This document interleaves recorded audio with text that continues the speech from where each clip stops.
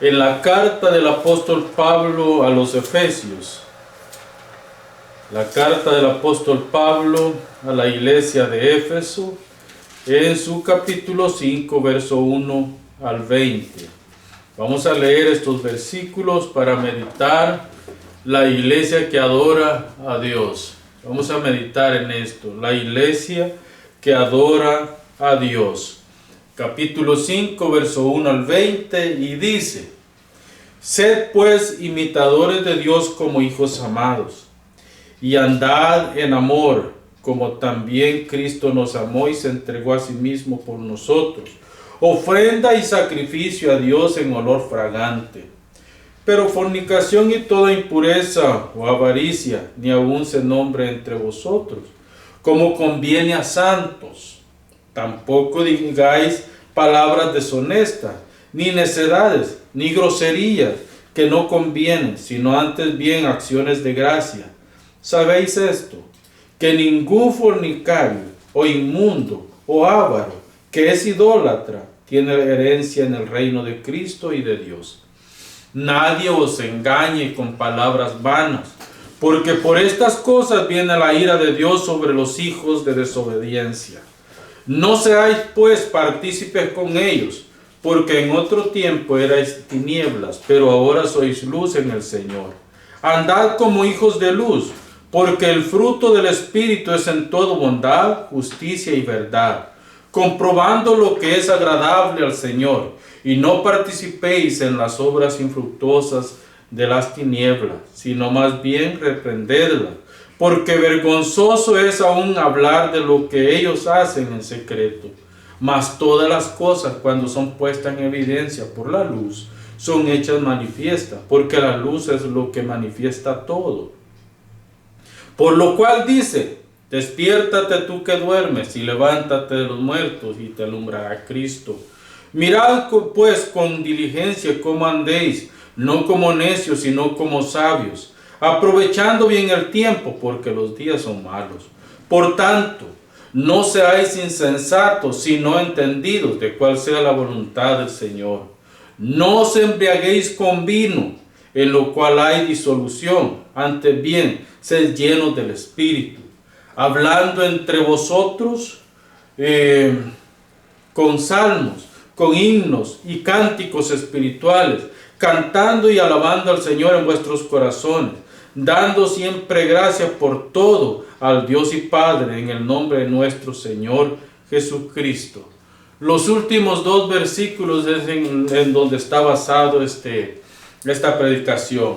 Hablando entre vosotros con salmos, con himnos y cánticos espirituales, cantando y alabando al Señor en vuestros corazones, dando siempre gracias por todo al Dios y Padre en el nombre de nuestro Señor Jesucristo.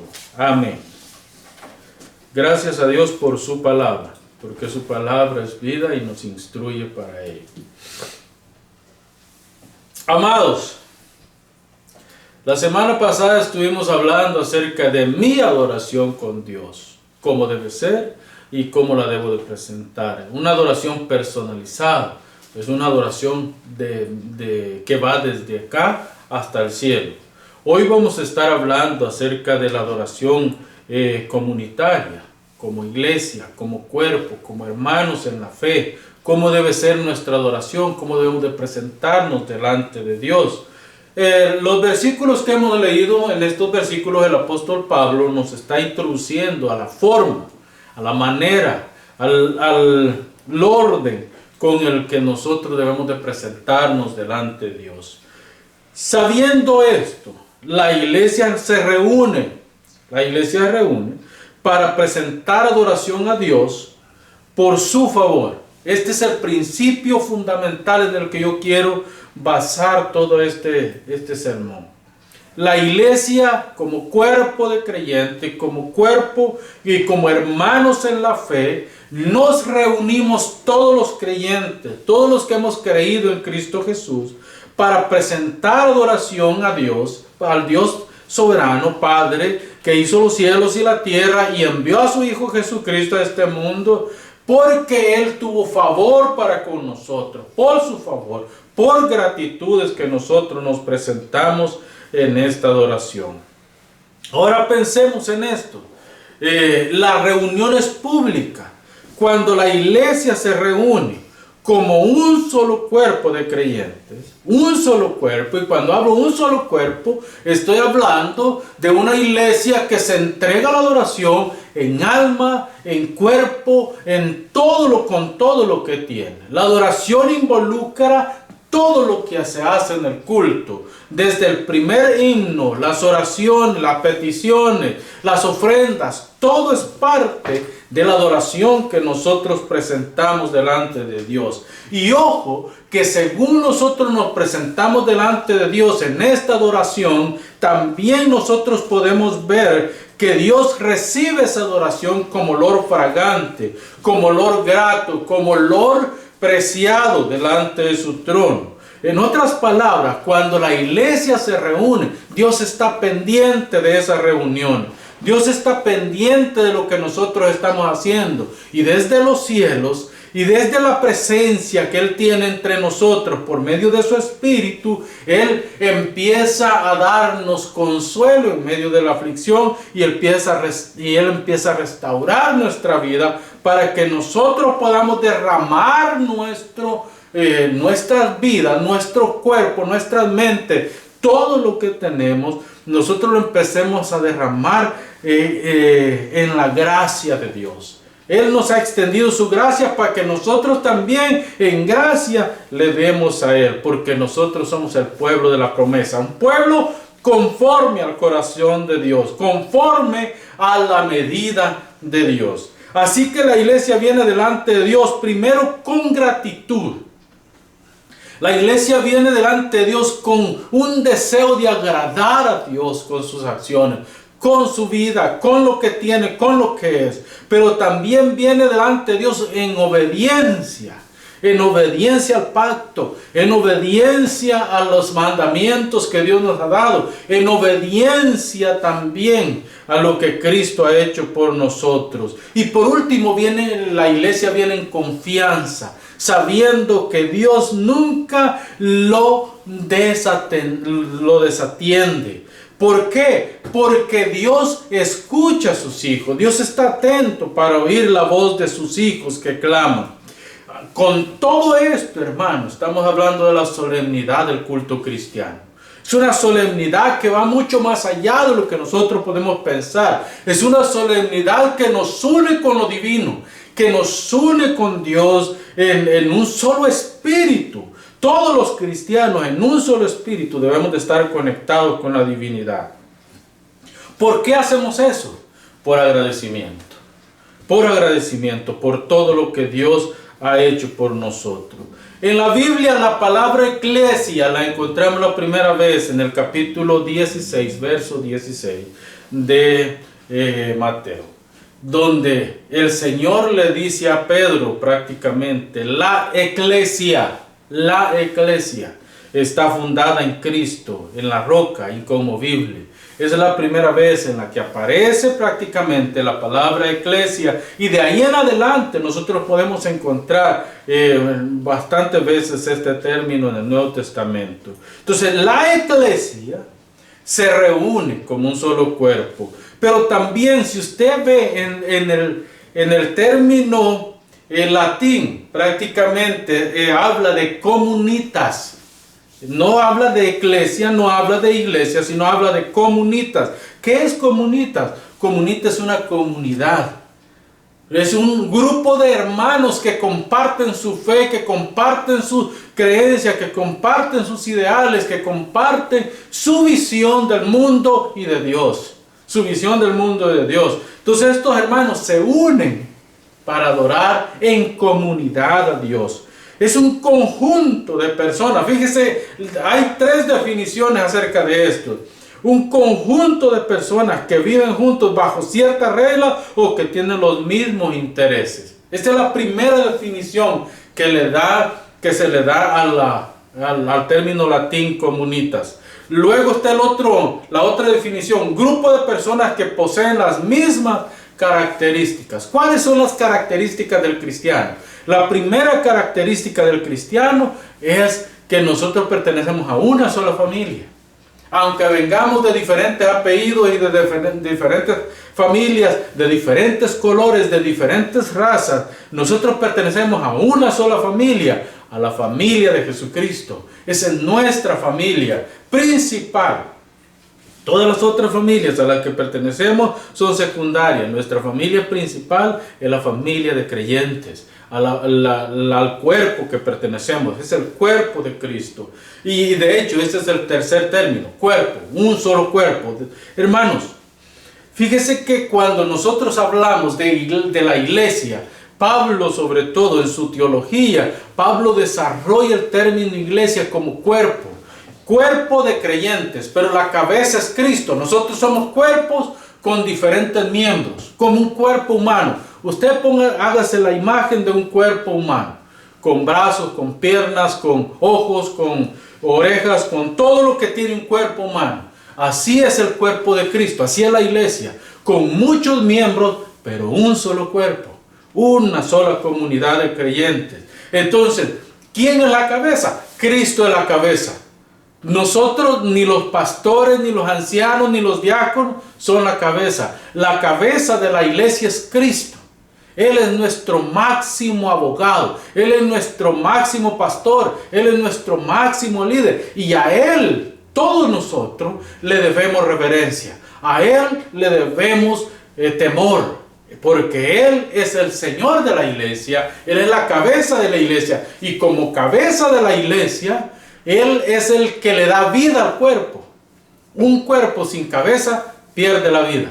Entonces, toda la vida, y si ustedes analizan un poco más allá cómo funciona un cuerpo, se van a dar cuenta que del cerebro, de la cabeza, viene toda la información para que el cuerpo se mueva. Entonces, ¿quién es la cabeza? Cristo. De Cristo nosotros recibimos toda la información, recibimos todo el quehacer. La iglesia hace lo que la cabeza le dice que tiene que hacer.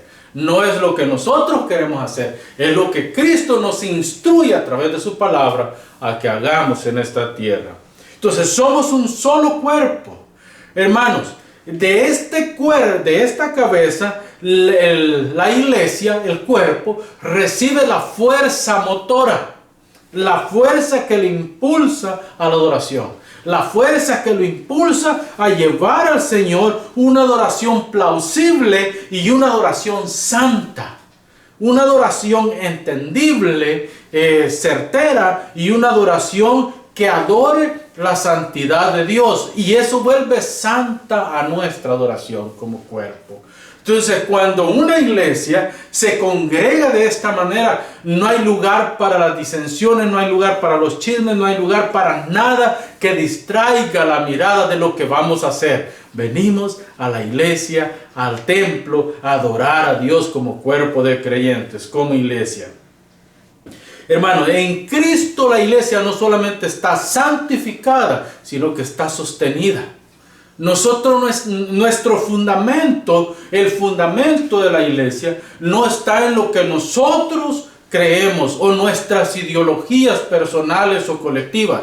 No, nuestro fundamento está en la obra de Cristo. Pero también la iglesia en Cristo está santificada, porque siendo Él la cabeza, Él santifica el resto del cuerpo. Él nos ha santificado en Él.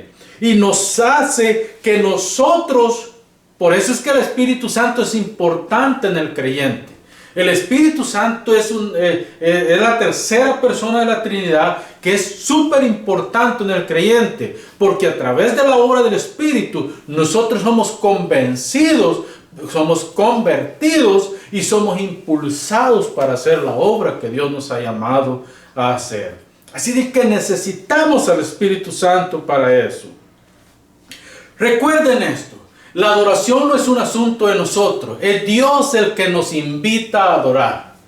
Por eso es que la liturgia que nosotros seguimos, si ustedes lo ven, tiene un orden.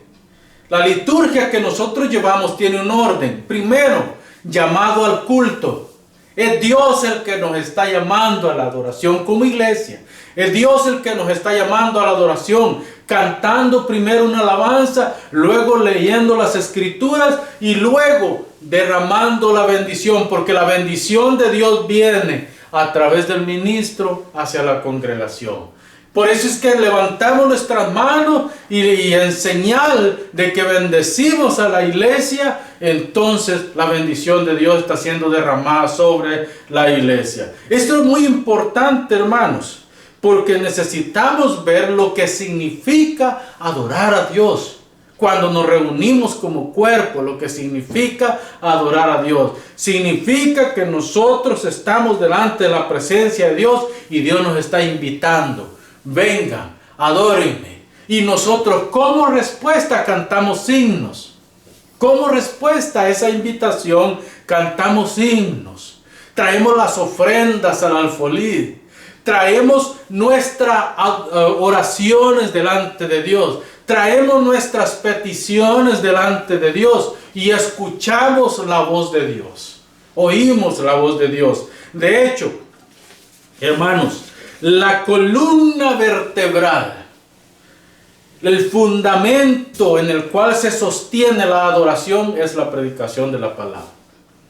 Una iglesia que solamente tiene alabanza, y que ahora ya no son alabanzas, sino que canciones, y que cantan, y que cantan, y que cantan, y no hay predicación, esa iglesia no está adorando a Dios como Dios lo pide. Porque nuestra adoración tiene que comenzar desde oír, presentar y escuchar la palabra de Dios. Eso hace la adoración completa.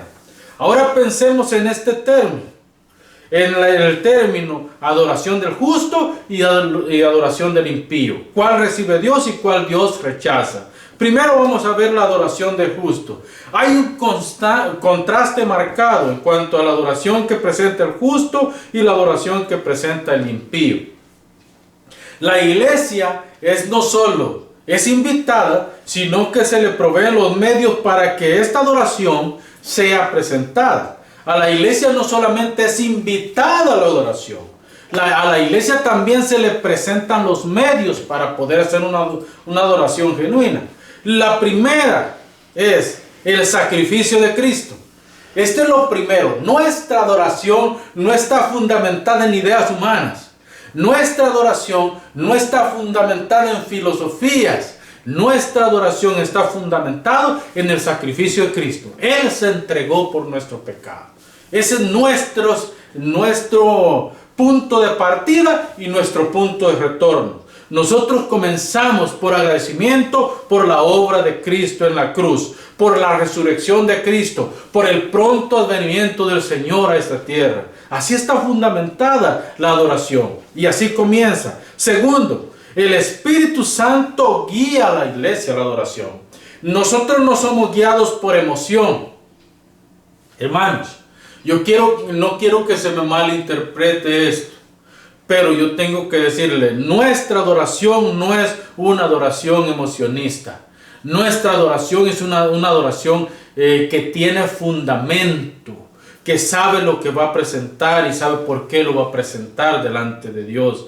La iglesia sin la obra del Espíritu de Dios está sin efecto. La iglesia sin el Espíritu de Dios, leímos más antes, que la iglesia es la sal de la tierra. La iglesia es la luz del mundo. Si nosotros como iglesia no tenemos al Espíritu Santo, ni somos sal, ni somos luz.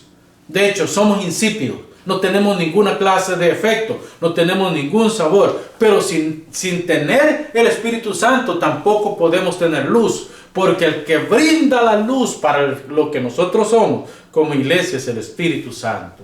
El que brinda esa luz gloriosa. El tercer beneficio, hermanos, que tiene la iglesia es que recibe los lineamientos para la adoración. Estos lineamientos, hermanos, son importantes. Primero, se comparten alegría. Nosotros tenemos prácticamente en la adoración tenemos este beneficio.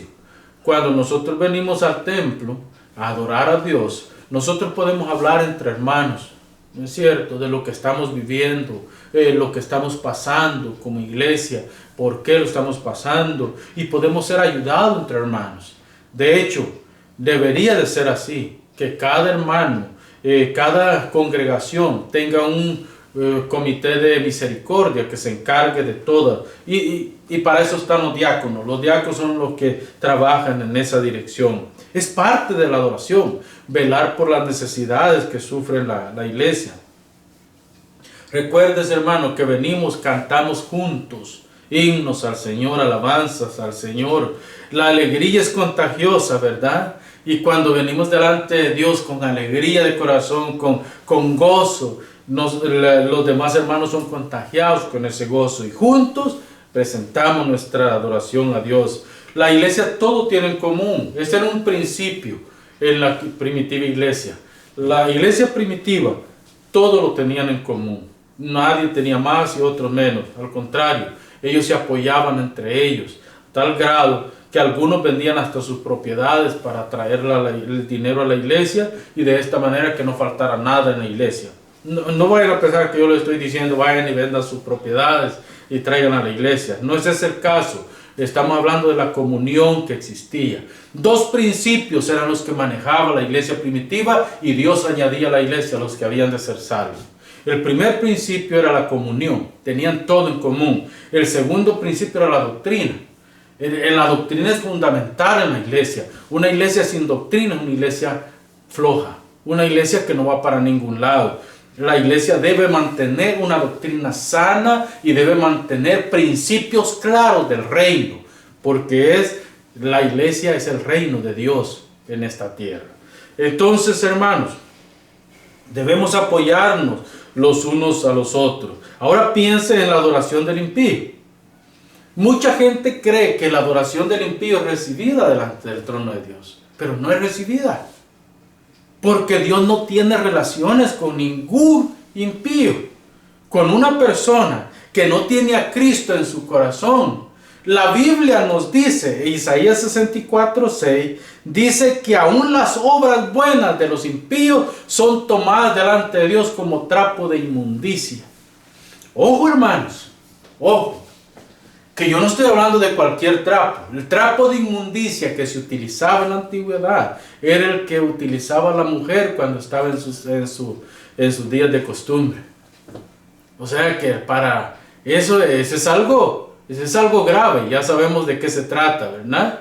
Entonces, cuando el Señor dice que las obras buenas de un impío son tomadas como trapo de inmundicia, nos está llamando la atención a algo completamente sucio, ¿sí? Entonces, el hombre sin Dios, hermanos, no puede presentar adoración agradable a Dios. Para el hombre sin Cristo, el hombre que no tiene a Cristo, prácticamente ese hombre, esa mujer, prácticamente Dios ni siquiera le toma en cuenta. Son los hijos de Dios, los hijos del pacto, los que tienen la oportunidad delante de Dios de presentarse delante de Dios con toda seguridad que Él escuchará su oración. El individualismo pasivo y progresivo, hermanos. El hombre sin Dios es individualista, es egocéntrico, todo está centrado en él. Por eso es que no puede presentar una adoración genuina. Ahora recuerde esto, estamos hablando de pasivismo y progresivo. Por ejemplo, en el pasivo, el hombre sin Dios es por naturaleza indiferente a las necesidades de los demás. No le interesan los demás, le interesa el mismo. Entonces es importante tener eso. Progresivo, cuando un creyente llega a este nivel de indiferencia, la adoración a Dios no le importa para nada lo que presenta delante de Dios, no le interesa, sino que lo que le interesa prácticamente es recibir un favor de Dios. Ojo, que el hombre sin Dios presenta cosas buenas delante de Dios porque quiere recibir un favor de Dios. Y la Biblia llama eso idolatría. Ese es el término que la Biblia le da. Idolatría. ¿Por qué? Porque cuando nosotros no presentamos nuestra adoración de Dios como debe ser, nosotros nos presentamos una adoración hipócrita, una adoración que no está fundamentada en la verdad, una adoración que está fundamentada en nuestros deseos carnales y no en lo que Dios pide de la adoración. Pensemos en las dimensiones que tiene la adoración colectiva. Hermano, la adoración centrada en Dios va del tabernáculo terrenal al tabernáculo celestial. La adoración que se centra en la obra de Dios va desde esta tierra hasta el cielo, donde Dios está sentado en su trono de majestad. Entonces nosotros podemos estar seguros de que esta adoración está teniendo efecto cuando la presentamos delante de Dios. Mire, Romanos capítulo 12, verso 1 nos da la clave. Dice, la ministración desde el altar juega un papel fundamental, ¿verdad? Presentad vuestros cuerpos como sacrificio agradable a Dios, que es vuestro culto racional. Eso dice Pablo en el capítulo 1, capítulo 12, verso 1. Presentad vuestro cuerpo como sacrificio. La adoración tiene que ser presentada con todo lo que nosotros somos. Despojarnos del yo, despojarnos del ego y presentarnos delante de Dios con todo lo que somos. Hermanos, principalmente la iglesia es llamada a ministrar la gracia de Dios. En la adoración, la iglesia es llamada a ministrar la gracia de Dios. Partes de las dimensiones de la adoración tienen que ver con la preparación de un pueblo idóneo para adorar a Dios. Pablo manda a Timoteo que se dedique a la preparación de siervos fieles a la palabra. Pablo manda a Timoteo que se dedique a predicar a tiempo, fuera de tiempo, a preparar un personal que esté verdaderamente ungido, en la manera correcta de la palabra, ungido por el Señor. El verso 14 de Primera de Timoteo, capítulo 4, nos dice que debemos de prepararnos. Primero comienza con nosotros. El ministro que quiere verdaderamente impactar a los demás tiene que prepararse el mismo. Tiene que verdaderamente conocer las Escrituras. No inventar lo que la Biblia no dice, sino conocer las Escrituras para que de sus labios salga una predicación pura, una predicación sana hasta el trono de Dios. Ocúpate en la lectura, le dice Pablo. Lee las Escrituras, estudia las Escrituras, porque ellas te van a hacer sabio para la salvación. Luego dice, presentar una predicación pura, exhorta a tiempo y fuera de tiempo. La predicación del Evangelio, dije ya, es la columna vertebral de la adoración. Por eso que la predicación del Evangelio tiene que ser sólida y directa al corazón. Tiene que ser prácticamente una predicación que conecte al hombre pecador con Dios, que es el divino Salvador, y que conecte a Dios con el hombre. Hermanos, prácticamente un predicador está bajando la palabra de Dios al corazón de la persona. Ejercer la docencia, esa es la segunda parte.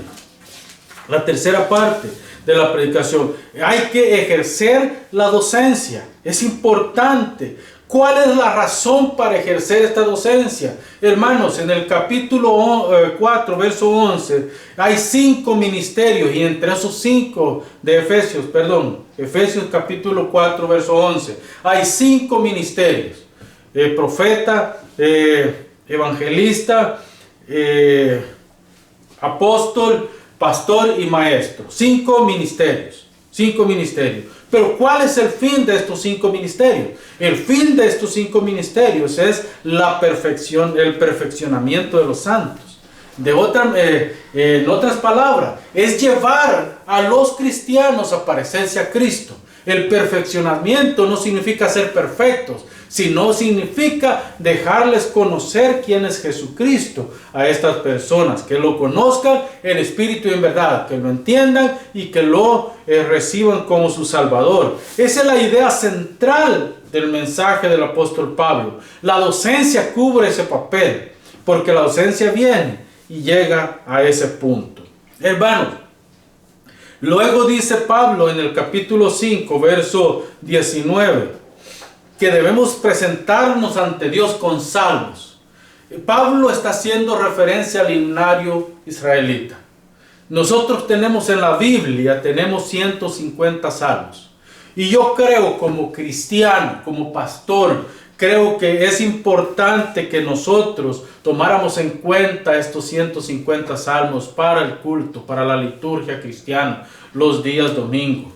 Porque esos 150 salmos, desde el primero hasta el 150, revelan los atributos de Dios, revelan la misericordia de Dios, revelan también la justicia de Dios, revelan los atributos comunicables y los atributos incomunicables de Dios. En otras palabras, nos están diciendo quién Dios es. Por eso los salmos son importantes, hermanos. Cantad, dice, presentad entre vosotros, preséntense delante de Dios con salmos, con himnos. No sabemos a ciencia cierta cuáles son esos himnos de los que habla el apóstol.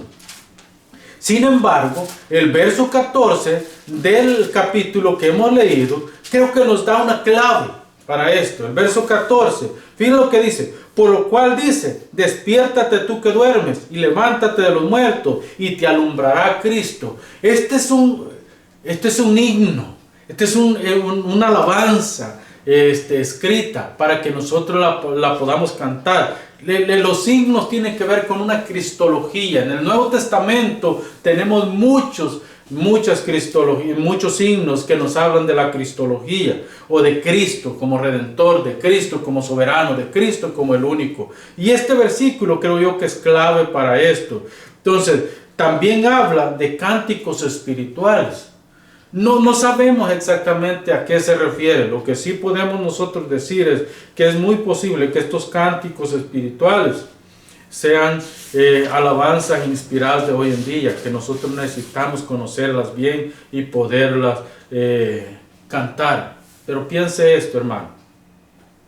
La lírica y la música de estos tienen que ser bien meticulosamente escogidos.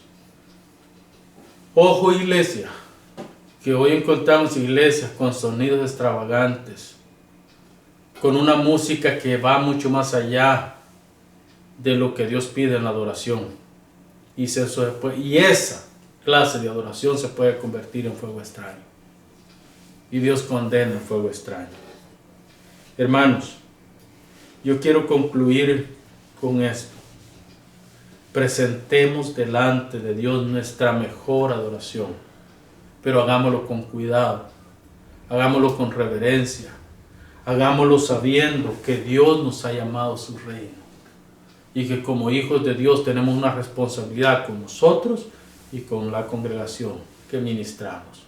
Cuidemos de que cada salmo sea presentado con pureza delante de Dios.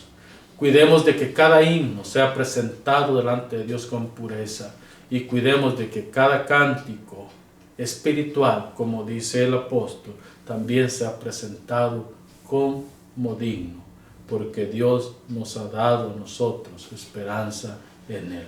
Que la gracia del Señor sea con ustedes. En esta hora vamos a cantar una alabanza más.